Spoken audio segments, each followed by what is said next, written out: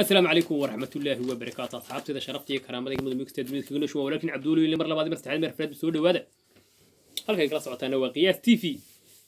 أن مرة ورثة إلى واحد كبر يعني إلى هاي كورونا فيروس كان يقطع حنو كورونا فيروس ضمان أمة الإسلام كي دون كورونا بيلا هاي إنه كبد بيديو أيان إلى هاي كبر هنا مرة لبعض ما تقصوا لتها مقال يرآذو كابن وقيمنا وعي كلينك قيمنا وحيابه آد كنا نقول يا بدن دان هاي غير قياس تيفي هذا هاي أن nin aanu asxaab hajirnay baa ila soo hadlay aan magaciisa ma sheegi doono ninkaas markaa wuxuu ii sheegay maxay tahay dhibaato ku dhacday gabadhiisii ayaa waxay qaasiisay xanuunka coronavirus bay qaasiisay ayadoo ogaatay inuu ayna qabto jarmalka arrintaas ka dhacday waxyaabaha ceebta nagu ah waxa weeyaan warma inagiibaa isu walaaqna faji isu walaaqna kuwiis qaba fajida soomaali isu walaaqaya ninkaas wuxuu ii sheegay inuu maxay heetoy isagu shaqaynayay isagoo shaqaynaya ayaa gabadhiisu waxay ogaatay inay xanuunsanayso markaa way ka maqnayd ayadu magaalo kale degan inta badan jarmalka dadka degani dhibaatada haystaa waxa weeyaan ayadoo degan bayr munukh ayadoo degan ayaa isaguna hamburg degan 16 saacadood oo maxay tahay masaa tareen la soo raacaya ma garatay oo dhibaatooyinka jiray kamid ah reer jarmalka haysta marka isagoo ayadoo gobol ka fog degan asaguna gobol ka fog degan yahay iska shaqaystaan xanuun qabin ayay ogaateen xanuunku ku dhacay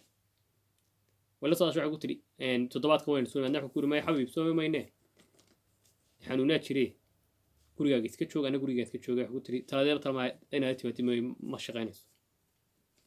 waxa aruuranay qof bay soo hayeen misallaba wax noocaas ay soo hayeen isaguna wuxuu sirinay malaaba wax xaalad dumar oo waxa weeye hawlaha iska jira u tag bisir ayadu waa laga soo helay dawladdu waxa ku tiri gurigaaga isku xidh gurigaaga maxay tahay isku xabsi gurigal adu gurigaaga ka soo bixin cidna ha qaasiin family-gaagana maxay tahay cidiyaan ku aman cidiyo ku soo booqan isagina wuu yimi markuu yimi kadibna waxa ku tiri maxay tahay coronavirus ka tahay isagii waa ku tiri qiyaastii ma xanuun bal qabtaa oo wareysatay maybe ku yiraahdo ma qabaan waan wax walba dee caafimaadkii waa saxday habeen kadib dee laba qof is qabo wad garanaysan dee waa waxa way guri baa la wada jooga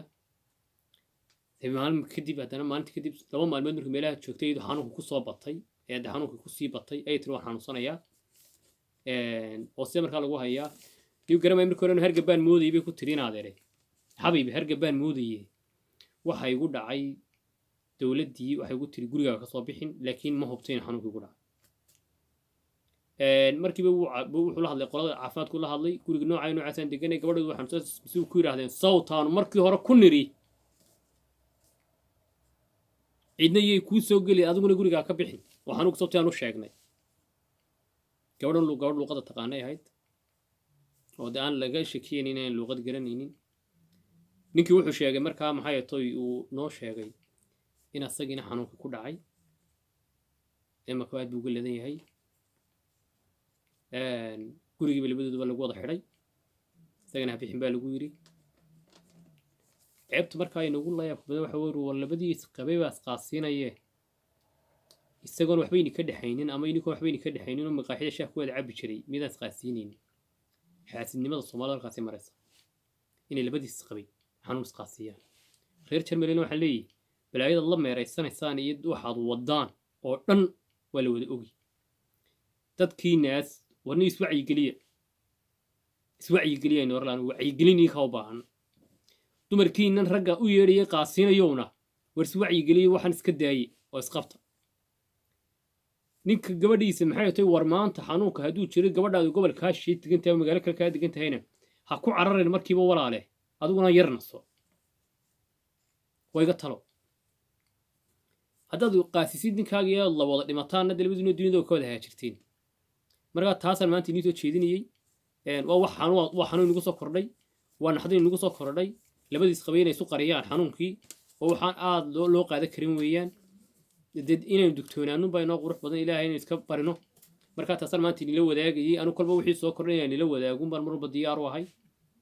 meeshii wax ka dhacaynay ma xolbaa inila wadaago aad baa u mahadsantihiin haddaad barnaamijka ka yeesheen subscribe to noo saar dad ka yeeshid channelkayga dad ku cusub subscribe ka noo saar hadii aad ka helin halkeeda weeyaan sii sheer garee gaarsii qof kasta iyo qoys kastaba gaarsii aadayni waa salaamay wasalaamu calaykum waraxmatullaahi wabarakaatu gurihiinana jooga aadayni waa salaamaya